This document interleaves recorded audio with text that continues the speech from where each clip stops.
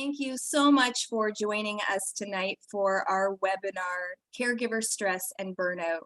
I'm Teresa Blondin, the National Volunteer and Program Manager at Bladder Cancer Canada, and we're very grateful to have you all here, and we're so happy you're taking a few minutes to care for yourself tonight. I'd also like to introduce my colleague on the call, Shasa Boshoff, our National Development Manager. Thanks for your support tonight, Shasa. So while there are many benefits to caring for a loved one with bladder cancer, the majority of caregivers report feeling stressed or burnt out. Tonight, we hope to provide some strategies to help you identify these feelings and also some resources to help support you in this very important and consuming role. We're honored to be partnering with the Ontario Caregiver Organization to offer this session today. And in addition to this session, Bladder Cancer Canada is focusing on caregivers through our caregiver support group that meets virtually on the second Wednesday of every month. And we're going to be releasing a caregiver's guidebook in the next few months. We've been working on it really hard, and we're so grateful to Stephen Wilson and the caregiver community here at Bladder Cancer Canada who have worked so hard to put this together. And please remember that these webinars contain content intended for the sole purpose of information sharing and should not be considered medical advice. Always talk to your doctor about what is best for you. So now I am honored to introduce our presenter for the night. The Ontario Caregiver Organization exists to support Ontario's 4 million caregivers, ordinary people who provide physical and/or emotional support to a family member, partner, friend, or neighbor. Today, we are joined by Roxanne Dion-Boydreau, Regional Lead with the Ontario Caregiver Organization. Working collaboratively with caregivers and community stakeholders, Roxanne strives to develop and deliver meaningful information and support to caregivers across Ontario, and tonight across the country. So thank you so much, Roxanne, for being here. I'll pass it over to you. Thank you so much for the introduction, Teresa. So hello and welcome, everyone. I'm really happy to join you this evening. So as Teresa mentioned, I'm Roxanne Dion-Boydreau, and I'm Regional Lead with the Ontario Caregiver Organization. So we refer to ourselves as OCO. So this evening's session will focus on understanding caregiver stress and burnout.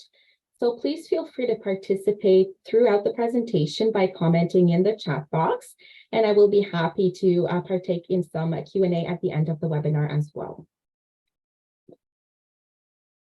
So during this evening's webinar, we will take a look at caregiver demographics across Canada. We'll learn the difference between stress and burnout, along with knowing the most common signs and symptoms of each. We will then explore strategies to support you as a caregiver in identifying when you are feeling stressed or burnt out. And we will close off with some resources to support you at any step of your caregiving experience. So without further ado, let's start by looking at caregiver demographics.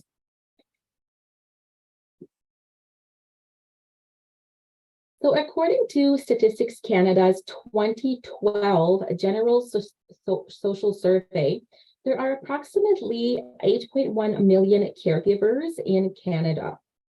So that's about 1 in every 4 Canadians. Now, every year, we at the Ontario Caregiver Organization, we survey caregivers across Ontario, and we produce what we call our Spotlight Report. So according to the Ontario Caregiver Organization's 2022 Spotlight Report, we're seeing that Ontario counts approximately 4 million caregivers. And these statistics include young caregivers aged 15 and up. So what's important to note here is that the national statistics date back to 2012. So seeing that right now in Ontario, we estimate 4 million caregivers, we can safely assume that the national number is probably much bigger 10 years later. And we know that that number of caregivers is also underrepresented. There's a lot of individuals who may not be familiar with the term caregiver. The term caregiver does not exist in all cultures. And many people just don't see themselves as such. You know, they can say, well, I'm just a spouse and I'm caring for my loved one, or I'm just a parent. And I couldn't find a number of caregivers reported in each province, but I did find that Alberta and BC report 1 million caregiver in their province. And again, I'm sure that that number is very much underrepresented. So what else do we know about caregivers? Well, caregivers are fairly evenly split between male and female. And we're seeing caregivers from every age group, but the vast majority are aged between 26 and 65, and they form what we call the sandwich generation. So these individuals are likely on one side to care for someone who's older, like a parent or an in-law, and on the other hand, they're probably also raising a family and caring for children under the age of 18. So they're really feeling pressure from both sides. And the vast majority of caregivers are also employed, so balancing caregiving and work responsibilities. But who are considered caregivers? So we define family caregivers as family members, friends, or neighbors who provide care for someone without pay due to their frailty, palliative care, long-term illness, long-term recovery from an accident or a surgery, degenerative disease, physical or mental disability, or age-related conditions. So caregivers can be anyone of any age, gender, or geographical location. And there are many different caregiving circumstances where the type of care, to whom, where, and for how long caregiving is provided will vary from situation to situation. Now, being a caregiver is not all negative. There can be many benefits to being a caregiver. Some people report feeling a sense of fulfillment and they appreciate the time they are spending with their loved one. So caregiving can create opportunities to share with the care recipient that perhaps you wouldn't have the chance to do so in other circumstances. There's also importance that come with the power in fulfilling commitments. And above all, caregivers report the sense of peace and happiness that can come from giving support and taking care of someone. But we know that caregiving can also present many challenges, and that caregiving through COVID-19 has for many caused an impact on their emotional and physical selves. And these impacts are very much still being felt today. Let's now look over some of the impacts of caregiving. Well, the impacts of caregiving are quite significant, and we really need to consider them holistically. Caregivers say it has an impact on their time, their job, finances, their own physical and mental health, as well as the relationships that they have with others. And I'm sure that all of you have felt some, if not all of these impacts throughout your caregiving journey. So in terms of time, yes, there's the time that is spent providing hands-on physical care and emotional support. There's also time being spent to provide long-distance caregiving. So we have caregivers traveling between cities, traveling throughout the province to provide care to their loved one. There's a lot of time being spent navigating systems, right? So we know that the healthcare system is complex, searching for and applying for various programs and services, playing phone tag, trying to speak with the right person from the right agency, etc. And there's also the time being spent advocating for the care recipient. So of course, that time commitment can impact employment and work-life balance. And as I mentioned, the vast majority of caregivers are in such a situation where they have to juggle both. And what we're seeing is that caregivers are leaving their job, they're leaving the workforce. Some are taking an early retirement. Some people are reducing their hours. And many are using benefits that are intended for them, such as vacations, sick days, etc., in order to provide care. So of course, that has an impact on our economy as a country. It's a lot of lost resources, loss of capabilities at work in different sectors. In terms of finances, what we're seeing is that caregiving throughout the pandemic has really increased the cost of caregiving, and that hasn't changed since then. So caregivers are spending more of their personal finances to, one, provide appropriate or additional supports and resources for their loved one in the community. But we're also seeing that caregivers and care recipients are also very codependent financially. And when the care recipient must move to a care facility, for example, or passes away, caregivers can really find themselves struggling financially. Some are unable to stay in the house that they reside in due to financial constraints. So that's something to keep in mind as well. And caregiving impacts relationships, of course, right? So caregivers lose friendship, they may receive fewer visits from family, and there's the experience of that shift in dynamic when one spouse becomes the care recipient and the other spouse becomes the caregiver, right? So there can be a switch in that dynamic. And all this put together has a direct impact on the mental, emotional, physical, and social well-being of the caregivers. So let's now dive into the meat and potatoes of our presentation for this evening. And let's look at the difference between stress and burnout and the signs and symptoms of each. So it's no secret that the impacts of caregiving increases stress levels in caregivers. The terms stress and burnout are often used interchangeably, but it's important to note that stress and burnout are actually two very different things and are unfortunately very commonly experienced by many caregivers. So stress is a natural physical and psychological response to a change in our environment. So we feel stress when our bodies and brains are tasked with responding to that change. Stress is a normal and common feeling that is experienced by most people. And stress is something that comes and goes and can be both positive or negative. So I was wondering if you can give an example of a positive stressor. So you can type in the chat box and Teresa can read some of your answers to me. So just go ahead and just give it a shot and try to see if there's an example of a positive stressor you could provide. A birthday celebration. Mm-hmm. Absolutely. A birthday celebration is a great example. Something else that could be a positive stressor would be taking the plane to go on holidays or moving into a new house, or for the thrill seekers going on a roller coaster ride.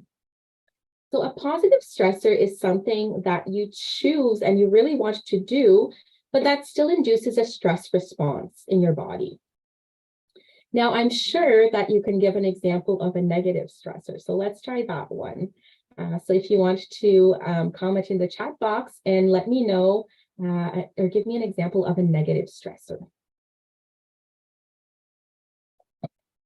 A long-term illness. Mm-hmm. Job loss. Mm-hmm.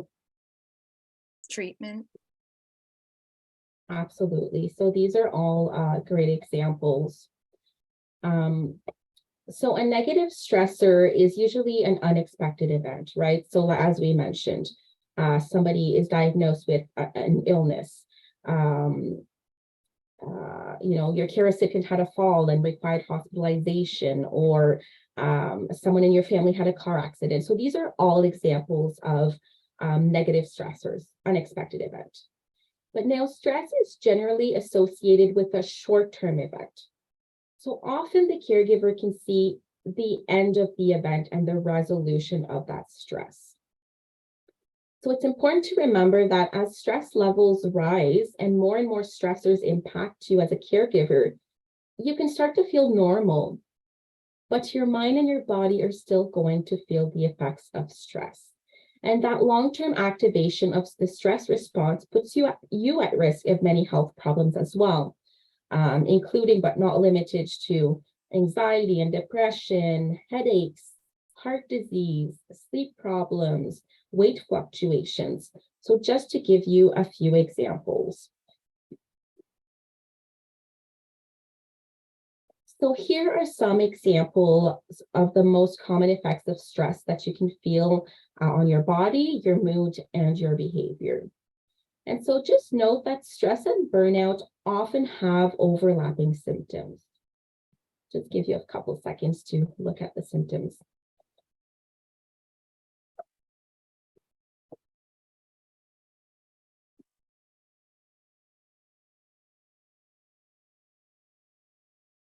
Now, caregiver burnout.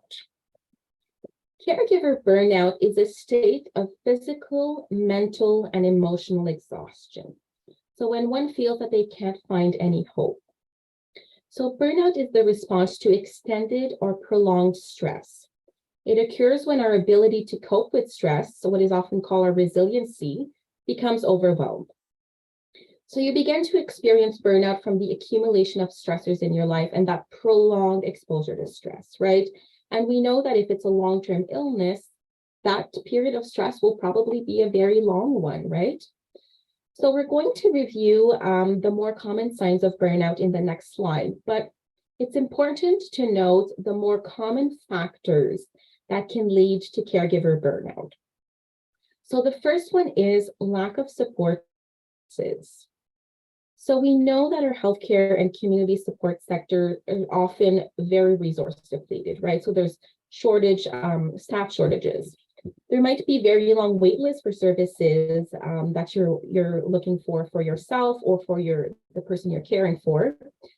And services may not necessarily be available in your region. And not all caregivers have an informal support team either, such as friends or family, to help them to provide care and give them a bit of respite. Another factor that often leads to burnout is high expectations. And I'm sure a lot of us are guilty of that. But as a caregiver, you may set very high expectations for yourself. Maybe you feel pressure to be perfect in the care that you provide, or maybe you think that you can do it all alone. And the majority of family caregivers are not caregivers by trade, right? So you're not all necessarily trained as nurses and PSWs and careers that are in a caregiving nature. So, you don't have to be perfect. Strive to be good enough in the care that you provide. Along the same lines comes unreasonable demands. So as a caregiver, it's easy to have others place unreasonable demands on you and for you to place unreasonable demands on yourself. And unreasonable demands might also come from the care recipient, right? Perhaps they feel that you can do everything for them and that, your source of energy is endless. But it's important to know that you can't do it all. And then the last factor that can really lead to caregiver burnout is the lack of control. And that is a huge one. So lack of control could be, there may be eligibility criteria for services that exclude your care recipients from receiving those supports and services. There's the compliance of the care recipients. So we have care recipients that are refusing to have people enter the home to provide care. We have care recipients that refuse to take medication or use a mobility aid when they need to. There's also frustrations with regards to lack of money, resources, and skills to effectively plan, manage, and organize your loved one's care. So all of these put together can definitely lead to some stress and to burnout. So the Ontario Caregiver Organization's 2022 Spotlight Report revealed that 2/3 of caregivers say they have experienced feelings of helplessness, burnout, and that they find it difficult to continue with their caregiving responsibilities. And about half of those caregivers have been in their role for less than 2 years. So we're seeing that caregivers are burning out at a faster rate than ever.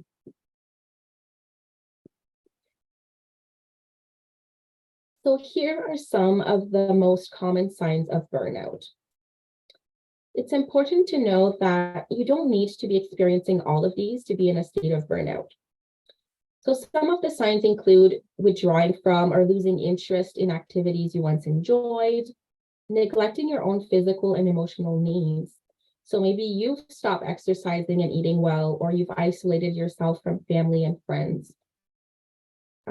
Feeling like caregiving is controlling your life. Perhaps you're becoming unusually impatient, irritable, or argumentative with the person that you're caring for or with others. If you're being asked one more time, what are we doing today? Or if you have to reprogram that TV remote one more time, you feel that you're just going to snap. Other signs of burnout include headaches, stomach aches, other physical problems, overwhelming fatigue, sleep problems, changes in eating habit, and then weight fluctuations.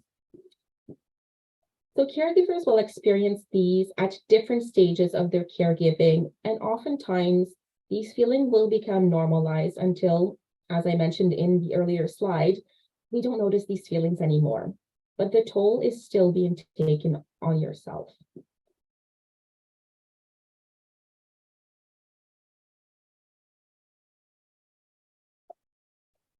So we will now take a look at the caregiver self-assessment quiz that you can find in the I Am a Caregiver toolkit, which is a wonderful tool created by the Ontario Caregiver Organization. So I'm going to ask Teresa or Shasa to post the link to the tool in the chat box. And don't worry about, opening it up right now, or you can copy the link and save it for later, but I will also happily share a couple of these resources in a follow-up email that I will send to Teresa, and she'll be able to share that with you. And that will include a handout of the presentation as well.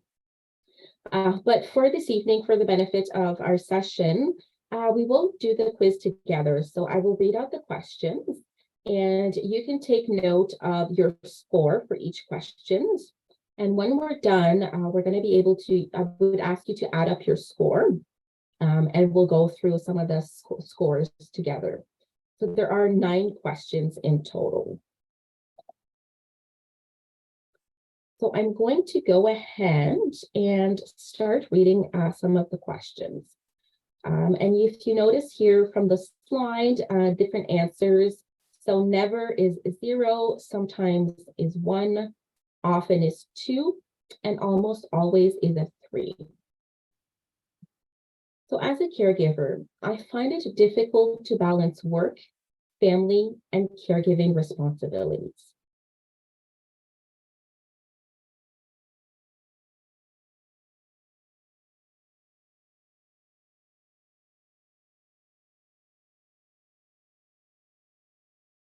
I have conflicts with my friends, family members, or care recipient.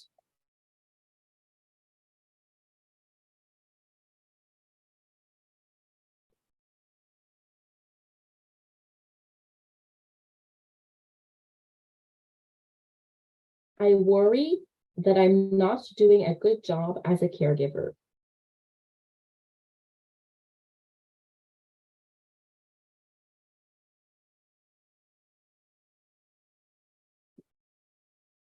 I'll transition to the next slide for the rest of the questions.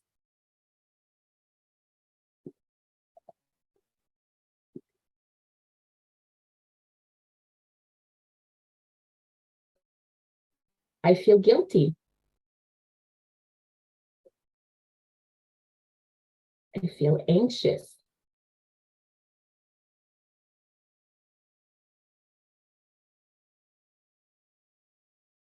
I feel sad and cry periodically.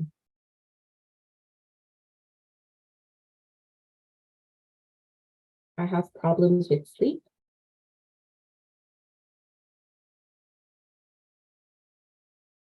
I experience chronic neck or back pain.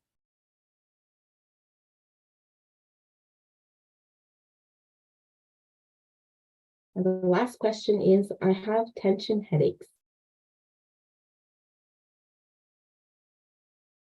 So as you can see from the 9 questions that make up this quiz, they really touch on some of the most common signs of burnout that we've just explored. So what I suggest to people is to, print a copy of this tool, put it on your fridge, beside your bed, maybe put it in your purse, and while you're waiting for a doctor's appointment, you can take a look at it. So anywhere that you're going to see it, and scan it quickly from time to time to check in with yourself. Because we know that the feelings of stress and burnout vary from one day to the next, right? So it's a nice tool to reflect on where you're at and know when to seek support when you're noticing that your score is going up. So let's now look at some of the suggestions with regards to the score that you landed on the caregiving quiz. So perhaps if you want to share your results in the chat box and let us know what your score was for the quiz.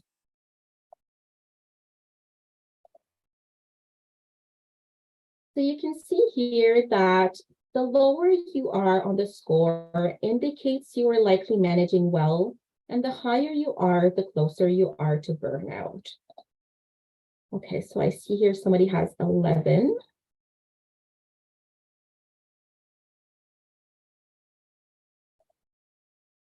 So I will go through the answers with you. So if you scored between 0 and 10, you're probably managing well. But we always strive to, suggest to you to think about ways to prevent stress from building up. So we're always encouraging caregivers to be proactive instead of being reactive. So that means that even if you have that low score, we still encourage you to find ways to take care of yourself every day. If you scored between 11 and 15, you may need to seek out some additional support. So try to identify some of the things that are causing you stress. You may not be able to change all of them, but there may be areas where you can ask for help or make changes to relieve some of your stress. And we'll talk about this a little more in detail in a couple of slides. If you scored between 16 and 19, you may be experiencing caregiver distress, and your responsibilities may already have taken a toll on your physical and emotional well-being. So it's important that you talk to your family doctor, a healthcare professional, a family member, friend, or join a support group such as the one offered through Bladder Cancer Canada to help you reduce some of that stress level and distress. And if you scored over 20, you may be experiencing caregiver burnout. So to protect your physical and mental health, it's really important to promptly talk to your family doctor, or healthcare professional, and again, same thing, right? Talk to family, friends, join a support group, anything that you think will help you to reduce some of that stress level and burnout. So now that you know where you land on the caregiver quiz, and you might say, okay, Roxanne, all good and dandy, I know I'm stressed, so what do I do? So as I mentioned, right, so even if you did score a lower on the quiz, we want you to start thinking about ways to be proactive and care for yourself, because caregiving is a stressful job and anything can happen at any time. So that active prevention really helps you to stay healthy, both mentally and physically, so that you can survive those stressful times. So let's listen to this little short video, and then we'll talk a little bit more.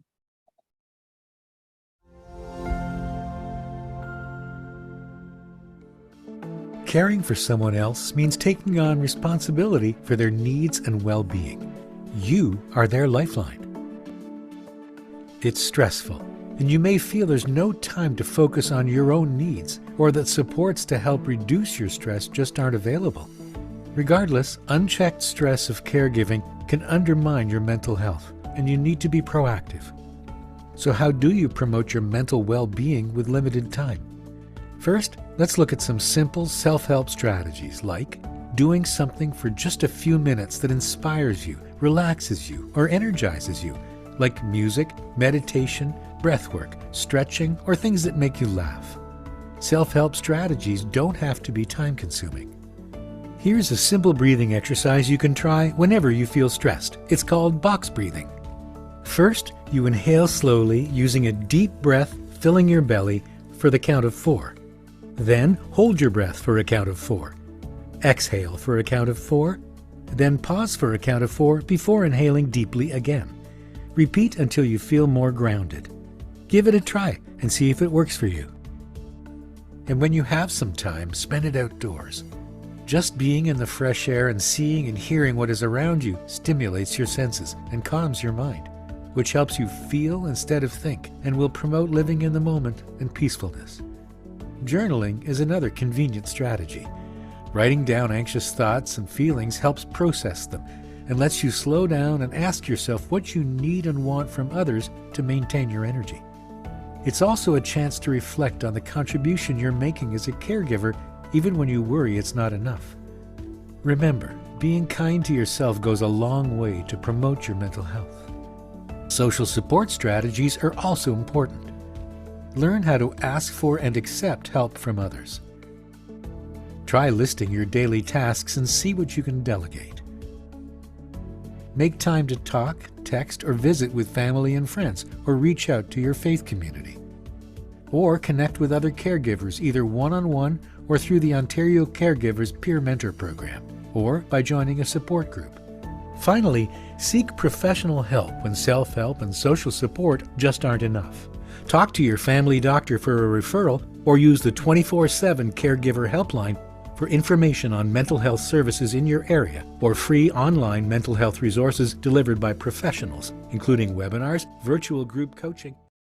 I need to stop the video here because I know that we may not all be from Ontario, and I will discuss resources in a couple of slides. So great tips in this little video. So what else can you do? So other things that are part of active prevention is sleep hygiene, right? So we want to try to be consistent and go to bed at the same time each night and get up at the same time each morning, including on the weekends. I know this is really tough. And of course, these are suggestions of things that ideally we would like caregivers to do for themselves. And we know that circumstances differ from person to person, and that it's not always possible or feasible to take time for yourself. But as we mentioned, just a couple of minutes here and there can be what helps you make it through the day. So other things include adequate nutrition. So to try and have a balanced diet, but also eating at regular intervals, right? When we're busy with appointments and things, it can get tough sometimes. And, next thing you know, you've missed lunch, or you're so tired, you're not going to make dinner and you're going to have a bowl of chips and a glass of wine. So to try and maybe think about packing some nutritious snacks or granola bars when you go out. So really to make sure that you eat properly. Exercise. So exercising doesn't need to be you joining a gym or, hiking or things like that. But maybe try fitting in a 10-minute walk once or twice a day. Restorative breaks. So when you have the time for a little break, make the most of it. And remember that the break is for you as a caregiver. What we see sometimes is that caregivers say, oh, I have, about 10 minutes. Okay. Okay. Well, I'm not too sure what I'm going to do. Oh, I have to fill out this form for this service I want to apply for. So I'm going to go ahead and do that. Well, just because you're switching from a physical to a cognitive task that still is part of your caregiving role, that's not a restorative break, right? You're not spending that time on yourself as a self-care activity. You're still working towards your care recipients' well-being. And then breathing practices. So you can look up different breathing techniques online. There are also many free phone applications on breathing that you can download. But personally, I really like the box breathing technique that was featured in the little video we just watched. So you stand tall, you tuck your elbows back a little bit to really leave room for your chest to expand. You inhale for a count of 4, you hold for 4, you exhale for 4, and you hold for 4. I do this personally many times when I'm feeling anxious, and really within like 3 breaths, I already feel relaxed. So it's something simple that you can do when you have a couple of minutes to really help calm and center yourself. So what else can you do, especially if you landed on the higher score of the caregiver quiz? So consider accessing counseling, formal or informal support, speaking to your doctor. If you have a case manager or a navigator for your care recipient, you can reach out to them and let them know that you're feeling stressed and that you need more support. And we strongly encourage you to seek professional support if you're experiencing any of the following: persistent fear and worry. So having a sense of impending danger, panic, or doom.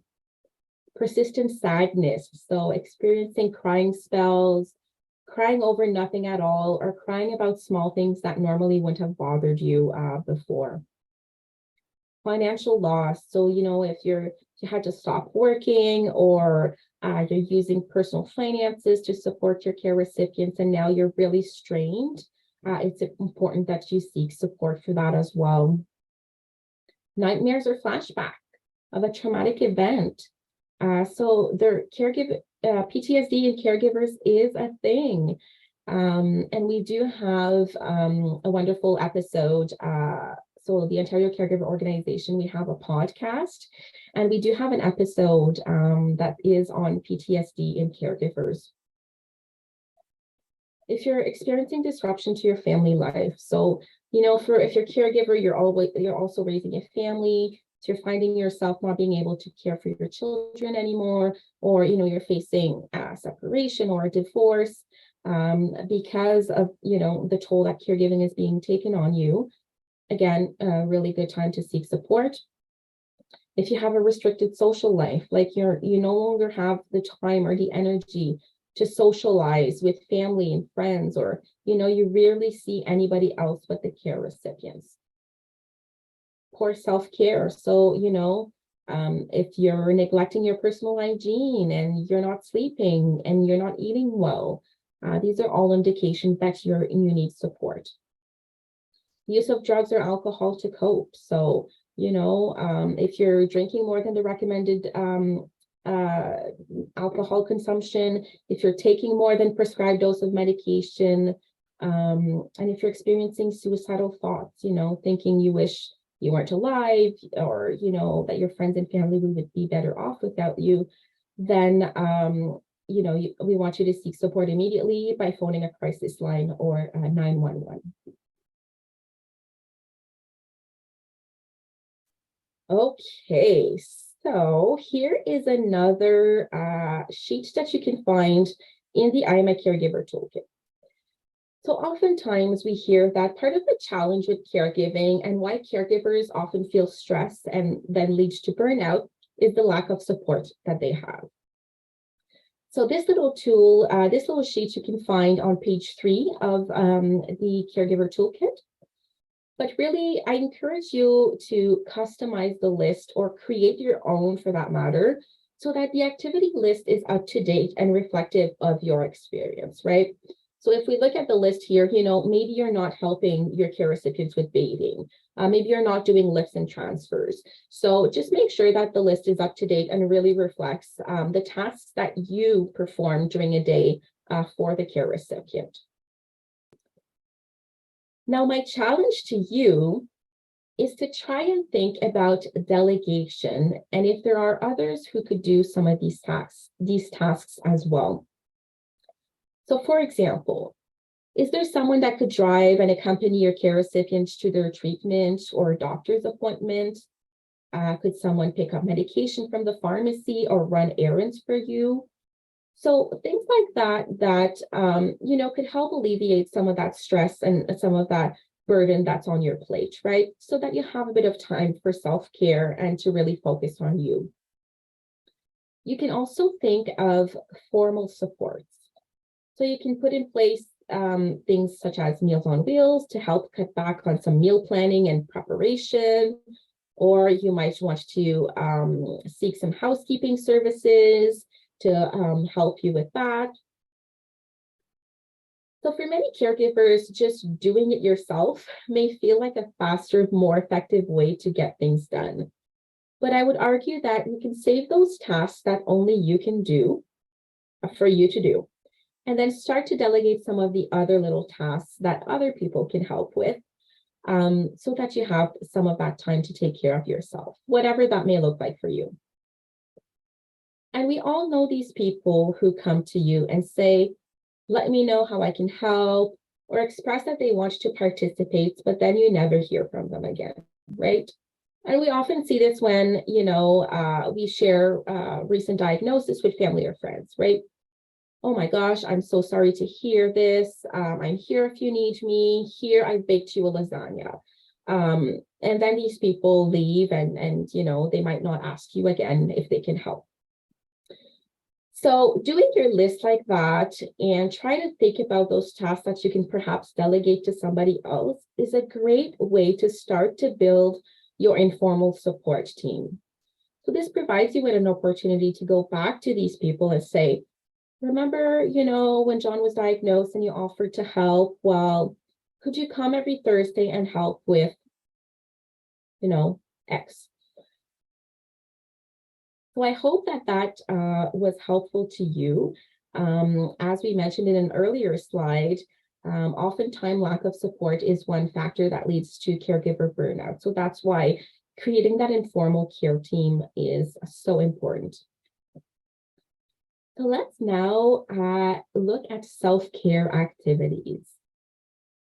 So for a lot of caregivers, the term self-care can be a negative one, right? It can be frustrating when you're working so hard and you have so little time to have someone who doesn't know your circumstance say, oh, take a nice bubble bath, go for a long walk, etc. We get it. There isn't always time to take care of yourself. And for many caregivers, they don't even make it on the list of things to take care of that day. But taking care of yourself doesn't need to take hours or days, as we saw in that little video clip. Taking a few minutes, a few times throughout the day could really be what helps you make it through. So take a moment to look at the slide. And I'd like for you to reflect on the questions and feel free to share. Maybe we won't answer all of these questions together, but feel free to share in the chat box your favorite self-care activity. Okay, I see some answers here. Walking, yoga, working out, crochet, having the nails done. Yeah, long walk. All great examples here. So if we look at all the different spheres here, we see physical, emotional, social, professional, and spiritual. So physical self-care activities, of course, we know them, right? Taking a walk, stretching, exercising. Emotional self-care activities can include things like meditation, art, creative writing, or journaling, as we saw in that video as well. Social self-care activities can include things like spending time with family and friends, scheduling a regular phone touch base with a family member or friend, or inviting a friend for a coffee. Professional self-care activities can include things like volunteering, right? So you spend a lot of time and you dedicate a lot of time taking care of your care recipient, but perhaps you want to volunteer with children or something else that really fuels you. You can learn a second language. It could be taking a professional development course. And spiritual self-care activities can include, so first of all, for some, it might be attending a religious establishment, but spiritual doesn't mean religion necessarily. It reflects anyone and any belief system. So yoga, spending time alone in nature. So often when caregivers have the time, they don't know what to do with themselves. So what I encourage you to do is, you will get a copy of this at the handout of this presentation. So you can review this and then consider creating jars or envelopes for each category. Then you can write down your self-care activity ideas and put the piece of paper in the appropriate jar or envelope. So this will help you to have ideas in your back pocket. So when you have that 10 minutes and you want to do something, have that restorative break for yourself, well, what can you do? Go back to your jar and see what activities you've put in there. This is just a little activity to get you to start thinking about ways to fuel yourself.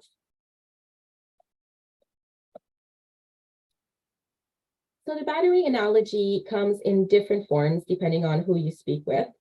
But essentially, if you think of yourself as a rechargeable battery, we would love for you to be in that bright green zone all the time. but we know that that's just not realistic. So try to set a goal to maintain yourself in the yellow or the light green. That's a great place to start. And understanding that every task, good or bad, uses up our energy or our battery life, if you will. So self-care is a way to recharge that battery to keep you at that yellow or green. You wouldn't let your cell phone get in the red zone, would you?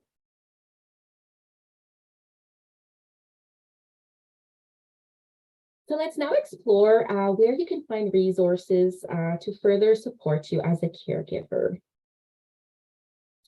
I'm not going to go through all of this, but it will be in the handout. But I do have a list of organization or governing bodies that are the direct line to general information or support service for caregivers for each province. So each organization is independent. Specialized caregiver services for specific illnesses and conditions do exist. However, this really outlines general services for caregivers.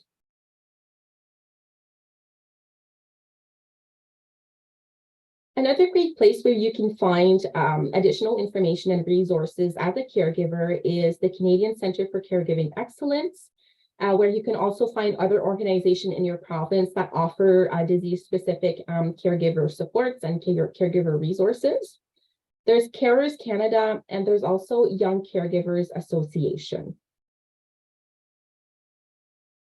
And Teresa mentioned briefly, but since I do work for the Ontario Caregiver Organization, so we are the organization for caregivers in Ontario.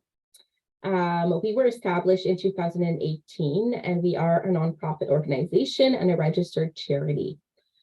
So a lot of our work focuses on providing direct to caregiver programs and services. We do system outreach and collaboration. We do public awareness. We collect caregiver insights and engage caregivers in our work. We provide caregiver and public information. So this is really just a quick overview of what we do at the Ontario Caregiver Organization. And briefly, so we do have a caregiver helpline, so a 24/7 resource line that caregivers can phone to find out about supports and services in their area. We offer peer support. We have our SCALE program, which is a psychoeducational program. And we offer a lot of education through webinars, toolkits, e-learning, tip sheets. And wherever you are from, I encourage you to look at the website because there are absolutely things that you can download that will be beneficial to you. So just to give you an idea of what our website contains. The toolkits, namely, is something you might want to take a look at.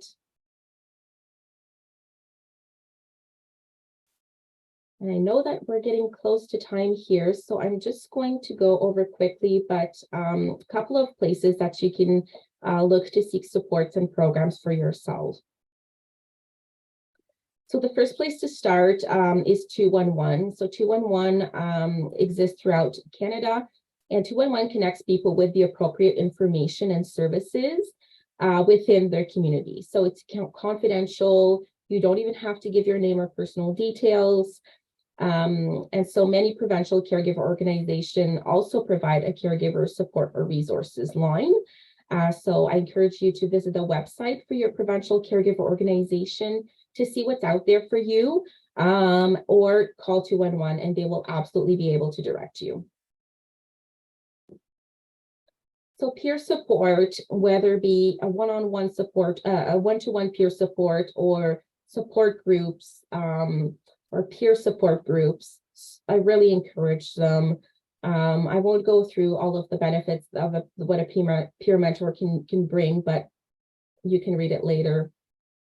It's a great place because oftentimes caregivers say they just want to talk to others who understand their situation or can offer practical advice.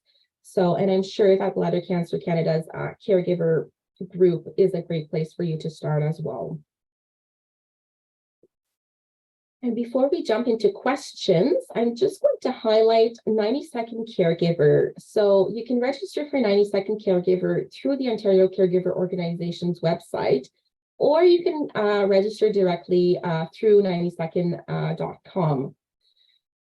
So the 90-second caregiver is a concept created by Dr. Patrick McGrath, who's a Canadian clinical psychologist who works with a team of health experts dedicated to providing succinct, accurate health information for caregivers. So the letter takes approximately 90 seconds to read. It includes information about a relevant health topic, practical tips, and a self-assessment survey that is followed by personalized insights and suggestions. So the information provided can help to improve overall wellness, self-confidence, and increase the ability to manage the stress that comes often with caregiving. So a great little, short tidbits of information that can help you in your caregiving role. So I want to thank you all for spending some time with me this evening, and thank you so much for Bladder Cancer Canada for supporting this webinar, and I will be happy to take questions. I'm going to stop my screen sharing. Well, thank you so much, Roxanne. I truly hope that the strategies and resources you shared with us tonight will really help our incredible caregivers in the bladder cancer community. So we can open the floor now to questions, as Roxanne said. If you have any questions, feel free to type them into the chat. And we can start with a question that we received earlier. So the unknown is the worst. So how can we deal with the uncertainty? I really do think that knowledge is power, right? So it's two things. It's knowing what to expect, right? So I think that education through, Bladder Cancer Canada, and just knowing more, connecting with caregivers and knowing their journey can really help prepare you as to what to expect. But then there's also, you want to be in the moment and you don't want to get too much ahead of yourself, right? Because things change, support services change, everything can change. So there's, sometimes it's not worth the worry ahead of time if you don't know when things will happen, but you still want to be prepared, right? So I think that really as much education as you can get, and really that talking to other caregivers who've been through similar situation would be my number one recommendation. Okay, and then as the caregiver, is it okay to directly ask the care recipient what they need and how you can help on a day-to-day basis? Absolutely. I mean, especially like if you're a friend, maybe you don't have, you're not a spouse, so maybe you don't live in the same house. Absolutely, ask away. And I would say as well, like, you don't want to always be on the person. Do you need something? Do you need something? Do you need something? But once in a while, ask them if they need something, because as I mentioned in the presentation, sometimes we have these people show up at our door, they're ready to help, and you don't hear from them, right? So, or let the care recipient know, I don't want to ask you all the time what you need, but I'm here. So when you do need something, please let me know. Something else that might be helpful is having them create a list. We can do that list on a reverse side and have the care recipient kind of write down what they need help with, right? You can suggest that to them and then say, okay, well, I can certainly help with this, that, and that. Maybe you can ask such and such a friend for this. So that might be another suggestion. But yeah, absolutely. I mean, you're there to support them. I think that just having someone ready to help you is a blessing when you need support. So I don't see why not. Something else that I would recommend too for caregivers, so especially if they live in the same household, the primary caregiver, is to always have a bit of a contingency plan and a bit of an information binder with all of the care recipients' information, right? So that if ever an emergency happens, the main caregiver has to leave. So what do other people need to know to take care of the care recipients, right? So what are the priorities too when it comes to care, right? So maybe showering can be skipped for a day, but maybe administering that medication at such and such a time is really important. So having a list of diagnosis, medication, family physicians, and all that together in one place is great in the event that the main caregiver needs to step away. And I will happily share some of those resources in the follow-up email as well, because we do have a little booklet for contingency planning And we have a booklet for that is called Healthcare Journey Binder, where you can organize all of your care recipients' information in there. Okay, yeah, and you see, Francine, if a person is irritated and difficult, how can we help with that? You know, that is tricky, and unfortunately, I don't have a direct answer for that. In the moment when they are irritable may not be the best time to talk to them. I would say that when they do have moments where they are, calmer and you can sit with them, I think it's about open communication and just letting them know that I know this really blows, like it's not fun. I'm here to support you, but know that like I have limits as well. And when you're acting in such and such a way, it becomes really difficult for me to continue helping you and for me to take care of myself in order to be able to continue to care for you. And then I know that a lot of people, they grieve their losses, right? So they may not be able to do certain things that they used to do anymore. So maybe help them focus on things that they can still do for themselves, right? So maybe they're not able to go gardening and raking leaves like they used to, but if they really enjoyed building little models or something, present them with activities that maybe can empower them in a way so that they know they're still able to do some of these activities. So I guess that would be a suggestion.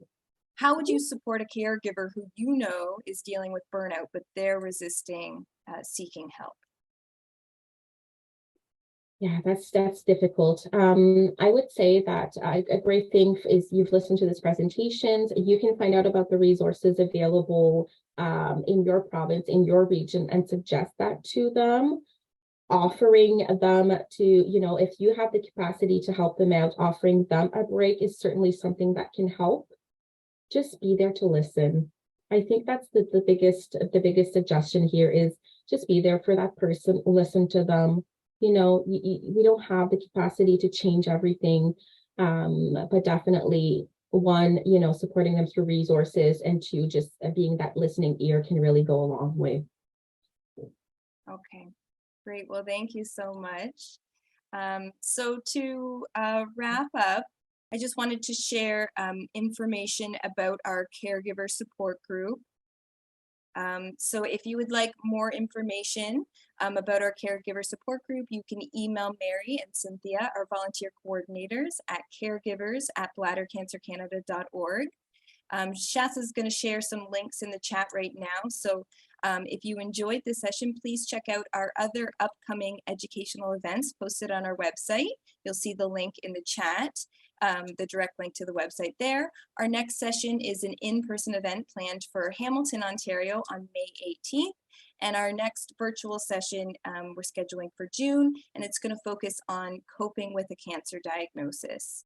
Also in the chat, there is a link to a quick feedback survey. We'd love to hear your thoughts on this session, and it will also come through email as well tomorrow. But we'd love to hear your thoughts and any suggestions for future presentations. If you'd like accommodations to complete the survey, or you have any additional comments or questions, don't hesitate to reach out. 1-866-674-8889, or you can email info@bladdercancercanada.org. A recording of this session will be uploaded to our website in the coming weeks, and I'll send out all the additional resources that Roxanne is going to provide as well. So thank you so much, Roxanne, Dion Bodro, and the Ontario Caregiver Organization for this informative session. And thank you everyone for attending. I hope you have a great night. Thank you.